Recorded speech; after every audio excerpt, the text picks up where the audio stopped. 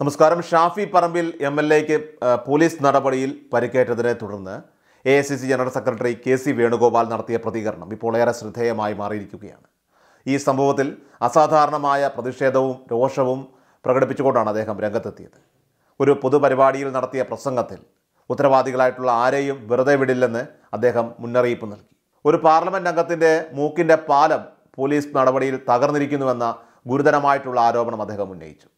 എന്നാൽ പോലീസ് പിന്നീട് തങ്ങളുടെ ഭാഗത്തുനിന്ന് ആക്രമണം ഉണ്ടായിട്ടില്ല എന്ന തരത്തിലുള്ള പ്രസ്താവനയും നൽകിയിരുന്നു. ഈ നിലപാടിനെതിരെ ശക്തമായിട്ടുള്ള വിമർശനമാണ് KC വേണുഗോപാൽ ഉയർത്തിയത്. പ്രതിഷേധത്തിനിടെ ബൈജു എന്ന പോലീസ് ഉദ്യോഗസ്ഥൻ്റെ പ്രതികരണത്തെ അദ്ദേഹം പ്രത്യേകം എടുത്ത് പരാമർശിച്ചു. കൂടാതെ സംസ്ഥാന സർക്കാരിനും മുഖ്യമന്ത്രി പിണറായി വിജയനുമെതിരെയും അദ്ദേഹം ശക്തമായിട്ടുള്ള രാഷ്ട്രീയ വെല്ലുവിളിയാണ് നടത്തിയിരിക്കുന്നത്. 6 മാസത്തിനകം നിങ്ങളെ ഞാൻ കണ്ടിരിക്കും എന്നതുൾപ്പെടെയുള്ള വെല്ലുവിളിയും ഭാവിയിൽ രാഷ്ട്രീയപരമായിട്ടുള്ള തിരിച്ചടികൾ ഉണ്ടാകുമെന്ന സൂചന നൽകുന്ന കർശനമായ പരാമർശങ്ങൾ അദ്ദേഹത്തിൻ്റെ പ്രസംഗത്തിലുണ്ടായിരുന്നു. എല്ലാ നിയമലംഘനങ്ങൾക്കും മറുപടി നൽകേണ്ടി വരും. മര്യാദകൾ ലംഘിക്കുന്ന തരത്തിലുള്ള നിങ്ങളുടെ പ്രതികരണങ്ങളെ ഞങ്ങൾ ചോദ്യം ചെയ്യുക തന്നെ ചെയ്യുമെന്നും അദ്ദേഹം കൂട്ടിച്ചേർത്തു. KCയുടെ ആ പ്രസംഗത്തിൻ്റെ പ്രസക്ത ഭാഗങ്ങളിലേക്ക് പോകാം. ഇതിന്റെ പേരിൽ പ്രകടനം നടത്തിയവരെ അറ്റാക്ക് ചെയ്യും. പിന്നെ അണികളെ എല്ലാത്തിനും വിട്ട് നേതാക്കന്മാരെ സ്വർണത്തിന് മാത്രം കാവലിരിക്കുന്ന പാർട്ടിയല്ല ഇന്ത്യൻ നാഷണൽ കോൺഗ്രസ് എന്നുള്ളത് കൊണ്ട് ഷാഫിയും DCC പ്രസിഡന്റും ഒക്കെ വന്നു ഇവിടെ അന്വേഷിക്കാൻ. ഞാൻ മനസ്സിലാക്കിയിടത്തോളം നമ്മുടെ ജാഥക്ക് ഒരു 14,000 പേരുണ്ട്, അവരുടെ ജാഥക്ക് 50 പേര്. ഈ ഒരു DYSP എന്താണ് പേര്, സുനിൽ, ഇവിടെ അടുത്തുണ്ടെങ്കിൽ എഴുതി വെച്ചോ, ഞങ്ങൾ നോട്ട് ചെയ്ത് വെച്ചിട്ടുണ്ട് പുസ്തകത്തിൽ. സുനിൽ എന്ന് പറയുന്ന DYSP. അതിലേക്ക് വരാം. DCC പ്രസിഡന്റും ഷാഫി മുമ്പോട്ട് നിൽക്കുമ്പോൾ ഷാഫി എന്നോട് പറയാൻ ബുദ്ധിമുട്ടാണെന്നും പറഞ്ഞു. 2000 പേരുടെ ജാഥ ഇവിടെ നിൽക്കുകയാണ്, ജാഥ മൂവ് ചെയ്യണം. അതും പോലീസിന്റെ പെർമിഷനോട് കൂടിയുള്ള ജാഥയാണ്, നടത്താൻ അനുവാദം കൊടുത്തിട്ടുള്ള നിയമപരമായിട്ടില്ല. DYSP പറയാണ്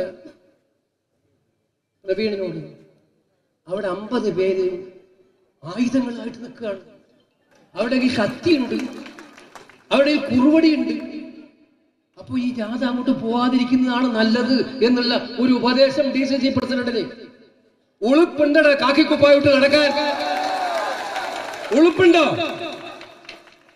നിങ്ങൾ സംരക്ഷണം കൊടുത്തൊരു ജാഥ നടപ്പിലാക്കുന്നതിന് ആരെങ്കിലും എതിർക്കുന്നുണ്ടെങ്കിൽ, 50 പേരുണ്ടെങ്കിൽ, ഇവിടെയാണോ കാവല് വേണ്ടത്, അല്ല 50 പേർക്കാണോ നിങ്ങൾ കാവൽ നടത്തേണ്ടത്?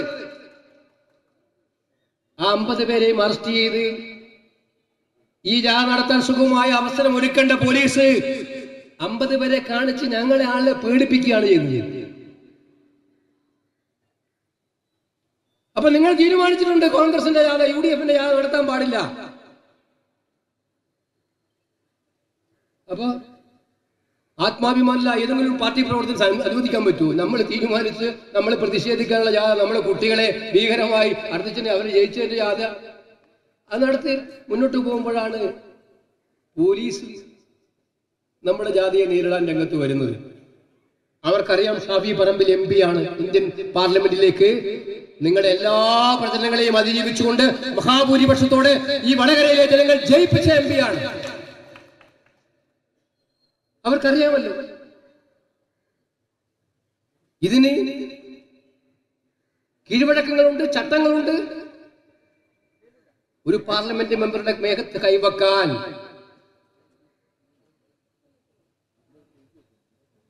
ഒരു പോലീസുകാരന് കഴിയുന്ന സാഹചര്യം ഒരു കാരണവശാലും ഉണ്ടാകാൻ പാടില്ലാത്തതാണ്.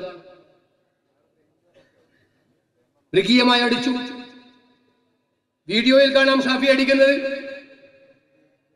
അദ്ദേഹത്തിന്റെ മൂക്കിൽ നിന്നും ചോര വന്നു. നമ്മളൊക്കെ കേട്ടിട്ടുണ്ട് നിന്റെ മൂക്കിന്റെ പാലം അടിച്ച് കളിയിടാന്ന്. അതുപോലെയാണ് ഷാഫിയെ നിഷ്ഠൂരമായി ആക്രമിച്ചിരിക്കുന്നത്. എന്നിട്ട് വൈകുന്നേരം ഞാൻ കേട്ടു ഒരു SP പറയുന്നത് അങ്ങനെ ഒരു സംഭവം നടന്നിട്ടേ ഇല്ല, ഞങ്ങൾ MPയെ ആക്രമിച്ചിട്ടേ ഇല്ല. മിസ്റ്റർ ബൈജു മോനെ, ആ കാക്കിക്കുപ്പായം അവിടെ വെച്ചിട്ടുണ്ടല്ലോ, ജീവിതാവസാനം വരെ പിണറായി മുഖ്യമന്ത്രിയാവുന്നുള്ള മോഹം ആരെങ്കിലും തന്നിട്ടുണ്ടെങ്കിൽ 6 മാസം കഴിഞ്ഞാൽ നിങ്ങളെ ഞങ്ങൾ കാണും. 6 മാസം കഴിഞ്ഞാൽ, ഏപ്രിൽ മാസം കഴിഞ്ഞാൽ മിസ്റ്റർ ബൈജു നിങ്ങളെ ഞങ്ങൾ കാണും. എല്ലാ നിയമലംഘനങ്ങൾക്കെതിരായിട്ടുള്ള നിങ്ങളുടെ ഈ നടപടി, എല്ലാ മര്യാദകളും കാറ്റിൽപ്പെടുത്തുന്ന നിങ്ങളുടെ ഈ നടപടി ഞങ്ങൾ ചോദ്യം ചെയ്യും. അതിന് സംശയം വേണ്ട. വേറൊരു ഹരിപ്രസാദ് ഡിവൈഎസ്പി ഉണ്ട്, വടകര ഡിവൈഎസ്പി ആണ്. ഞാൻ സാധാരണ ഇങ്ങനൊന്നും പറയുന്ന ആളല്ല. പക്ഷെ ഈ സംഭവത്തില് ഇത്രയും ഭീകരമായ ഒരു പോലീസ് ഒരു ഭാഗത്ത് പക്ഷം ചേർന്ന് ഒരു പാർലമെന്റ് മെമ്പറെയും നേതാക്കളെയും തല്ലിച്ചതക്കുന്നത് കണ്ടാൽ, ഇത് പറയാതെ ഇവിടുന്ന് പോയാൽ ഞാൻ ഒരു സാധാരണ പ്രവർത്തകനല്ല എന്നുള്ളതുകൊണ്ടാണ് ഇത് പറയുന്നത്. ഞങ്ങളൊക്കെ ഒരുപാട് അക്രമം കണ്ടതാണ്. പോലീസുകാരനെ ഇവരെ നോക്കിയതാണ്. എത്രയോ ഭീകരമായ അക്രമങ്ങൾ നേരിട്ടവരാണ്. ഈ ഓലപ്പാമ്പ് കാണിച്ച് പേടിപ്പിക്കണ്ട. ഒരു കാര്യം ഞങ്ങൾ പറഞ്ഞേക്കാം, യൂണിഫോമിന്റെ പവിത്രതയുണ്ട്, പാരമ്പര്യമുണ്ട്. ആ യൂണിഫോം ഇട്ടിട്ട് ഏമന്മാരെ സുഖിപ്പിക്കാൻ വേണ്ടി, ഈ സുഖിപ്പിക്കുന്നവരെല്ലാം അഴിമതി നടത്തുന്നവരാണ് എന്ന കാര്യത്തിൽ സംശയം വേണ്ട. അവന്റെ അഴിമതി മറച്ചു പിടിക്കാനാണ് ഈ സുഖിപ്പിക്കൽ, ഓവർ സുഖിപ്പിക്കൽ നടത്തുന്നത്. അങ്ങനെ സുഖിപ്പിക്കാൻ വേണ്ടി കോൺഗ്രസിന്റെ എംപിക്ക് നേരെയും നേതാക്കന്മാർക്കെതിരെയും കുതിര കയറിയാൽ നിങ്ങൾക്കറിയും ഷാഫി ആരാണ്, ഇന്ത്യൻ നാഷണൽ കോൺഗ്രസ് എന്താണ്, UDF എന്താണ് എന്ന് നിങ്ങളെ ബോധ്യപ്പെടുത്തിയിരിക്കും എന്ന് ഞാൻ പറയാൻ ആഗ്രഹിക്കുകയാണ്. അതുകൊണ്ട് ഇത് ചിലരുണ്ട്, ഇപ്പോ ചില പോലീസ് നിയമന്മാരുണ്ട്, കേസുകാരെ കിട്ടിയ അപ്പം തന്നെ നേരെ ചവിട്ടുക, തല്ലുക. യൂത്ത് കോൺഗ്രസ്സുകാരെ കിട്ടിയാലേ MSFമാരെ കിട്ടിയ ചെയ്യുക. ഇത് ചില പോലീസുകാരുണ്ട് ഇപ്പോ. മക്കളെ, ഒരു കാര്യം പറഞ്ഞേക്കാം, കേരളമാണിത്. ഇത് CPMന്റെ അവസാനത്തെ ഭരണമാണ് ഈ ഭരണം എന്ന് പറയുന്നത്. അതുകൊണ്ട് ഇതിനെല്ലാം കണക്ക് തീർത്ത് ചോദ്യം ചോദിക്കുന്ന കാലമുണ്ടാവും. അതുകൊണ്ട് മര്യാദക്ക് അവനവന്റെ കാക്കിക്കുപ്പായത്തിന്റെ വിശുദ്ധി കാത്തു സൂക്ഷിച്ച് പ്രവർത്തനം നടത്താൻ തയ്യാറാകണമെന്നാണ് എനിക്ക് പറയാനുള്ളത്. കാരണം നിങ്ങളുടെ നേതാക്കന്മാരുടെയൊക്കെ സ്ഥിതി എന്താണെന്ന് ഇപ്പൊ എല്ലാവരും കണ്ടു. ഇന്ന് രാവിലെ പത്രം വായിച്ചപ്പോ എന്താ സുഹൃത്ത് കണ്ടത്? 2023 നമ്മുടെ മുഖ്യമന്ത്രിയുടെ മോനൊരു നോട്ടീസ്. ആരുടെ നോട്ടീസാണ്? എൻഫോഴ്സ്മെന്റ് ഡയറക്ടറേറ്റ് ED 2023 നോട്ടീസ് 2 കൊല്ലമായിട്ട് പൂർത്തി വെച്ചിരിക്കുകയാണ്. നിങ്ങൾക്കറിയില്ലേ? സോണിയാഗാന്ധിക്ക് നോട്ടീസ് പോയി, പൂർത്തി വെച്ചോ? 4 ദിവസം ചോദ്യം ചെയ്തു. രാഹുൽ ഗാന്ധിക്ക് നോട്ടീസ് പോയി, 6 ദിവസമാണ് പച്ചവെള്ളം പോലും കൊടുക്കാതെ ചോദ്യം ചെയ്തത്. ഹേമന്ത് സോറനെ ചോദ്യം ചെയ്തു, സഞ്ജയ് റൌത്തിനെ ചോദ്യം ചെയ്തു, സാക്ഷാൽ കേജ്രിവാളിനെ ചോദ്യം ചെയ്തു, അകത്താക്കി. ഈ ചോദ്യം ചെയ്തതെല്ലാം ജനങ്ങളറിയും. കാരണം EDയുടെ ചോദ്യം ചെയ്യൽ, പ്രതിപക്ഷ നേതാക്കന്മാരെ ചോദ്യം ചെയ്താൽ അവരാദ്യം കൊടുക്കുന്നത് മാധ്യമങ്ങൾക്കാണ്. നോട്ടീസ് പോയാൽ എനിക്കറിയാം, ED ആദ്യം കൊടുക്കുന്നത് മാധ്യമങ്ങൾക്കാണ്. പിണറായി വിജയന്റെ മകന്റെ നോട്ടീസ് മാത്രം ED ആർക്കും കൊടുത്തിട്ടില്ല. 2 കൊല്ലമായിട്ട് ആരും അറിയില്ല. ഇന്നത്തെ പത്രത്തിലാണ് ആ നോട്ടീസ് കണ്ടത്. അധികം കള്ളപ്പണം വെളുപ്പിച്ചു എന്നൊക്കെ പറഞ്ഞിട്ടാണ് കേസ് നോട്ടീസ് കൊടുത്തിരിക്കുന്നത്. ഞാൻ ചോദിക്കട്ടെ, എല്ലാം ഇപ്പോഴും ED വരുമ്പോ പറയുന്നത്, നമ്മുടെ സഖാക്കള് പേരാമ്പറ എന്ന് പറയുന്നത് രാഷ്ട്രീയ പ്രതിയോഗികളെ ഇല്ലായ്മ ചെയ്യാൻ വേണ്ടിയിട്ടുള്ള കമ്മ്യൂണിസ്റ്റ് പാർട്ടിക്കെതിരായിട്ടുള്ള ബോധപൂർവമായ ഗൂഢാലോചനയാണ് ഇതെല്ലാം ചെയ്യുന്നതെന്നാണ് പറയുന്നത്. അങ്ങനെ ആയിരുന്നെങ്കിൽ ഈ നോട്ടീസ് കിട്ടിയ CPM സഖാവേ, ഇവിടെ കുറച്ച് നല്ല സഖാക്കളൊക്കെ ഉണ്ടാവുമല്ലോ, കമ്മ്യൂണിസ്റ്റുകാർ, കമ്മ്യൂണിസത്തിൽ വിശ്വസിക്കുന്നവര്. ഞാൻ അവരോടാണ് ചോദിക്കുന്നത്, നിങ്ങളെ പാർട്ടി നേതാക്കന്മാർ പറയണ്ടേ ഒരു കാര്യമില്ലാതെ ED നോട്ടീസ് അയച്ചിരിക്കുകയാണ്, ഇതിനെതിരായിട്ട് നമുക്ക് സമരം ചെയ്യണമെന്ന്? പിണറായി പൂർത്തിവെച്ച് ഈ നോട്ടീസ് ആരും കാണിച്ചിട്ടില്ല. EDയും കാണിച്ചില്ല, പിണറായിയും കാണിച്ചില്ല. ഇതിന്റെ കൂടെ നിങ്ങൾ കൂട്ടി വായിക്കേണ്ട എന്താണ്? സാധാരണ മുഖ്യമന്ത്രിമാരൊക്കെ ഡൽഹി പോയ മന്ത്രിമാരെ കാണും, അത് എതിർ പാർട്ടി ആയാലും കാണും. നമ്മുടെ സംസ്ഥാനത്തിന്റെ താല്പര്യങ്ങൾ സംരക്ഷിക്കാൻ വേണ്ടി നിവേദനം കൊടുക്കും. അത് സാധാരണയായി സ്വാഭാവികമായിട്ടുള്ള കാര്യമാണ്. പക്ഷെ അടുത്ത കാലത്തായിട്ട് ഒരു വ്യത്യാസം വന്നിരിക്കുന്നത് എന്താണെന്ന് വെച്ചാൽ, ഉദ്യോഗസ്ഥന്മാരില്ലാതെ ഒരു ബ്രേക്ക്ഫാസ്റ്റ്, പ്രഭാത ഭക്ഷണം കേരള ഹൗസിലേക്ക് ധനമന്ത്രി. ഉദ്യോഗസ്ഥന്മാരൊന്നുമില്ല. ഇപ്പൊ കേരള ഹൗസിലെ ബ്രേക്ക്ഫാസ്റ്റിന് ധനമന്ത്രി വരുന്നു, ബലാസുകാരാണ്. കഴിഞ്ഞ ദിവസം നോക്കുമുണ്ട്,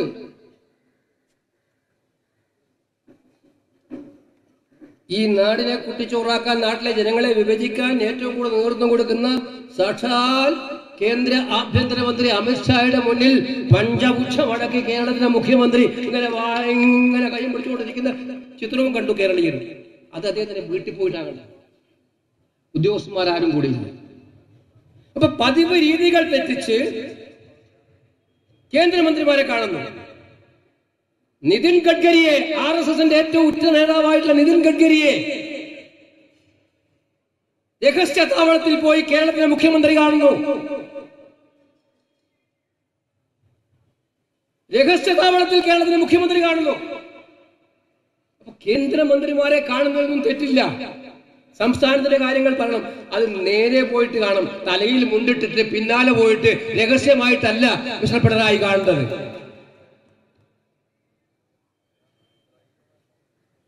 അതിനിടയിൽ SIR വന്നു, MABP പ്രതികരിച്ചു, രാജ്യത്തിലെ സകലമാന കമ്മ്യൂണിസ്റ്റുകാരടക്കം ഇന്ത്യ മുന്നണി മൊത്തം പ്രതികരിച്ചു. CPM മാത്രം ഒന്നും മിണ്ടിയില്ല.